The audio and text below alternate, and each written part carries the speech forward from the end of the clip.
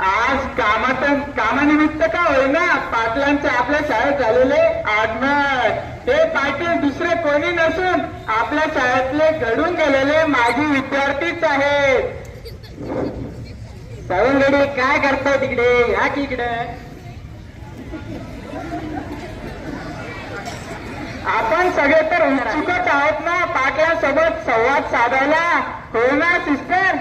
करायची का मग सुरुवात? चला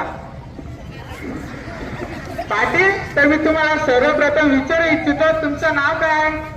माझं नाव भूपेंद्र बटवडीकर आणि माझ्या सवंगड्याचं नाव सकाराम सोनवणे. पाटील, तुम्ही आज अचानक शाळेत कसं येणं केलं? थोड्या गाडीने तर आम्ही येतच होतो, पण नंतर पायी यावं लागलं. जाम पाय दुखताय हो. पाटील तसं नाही, कशा निमित्तानं नेमकं?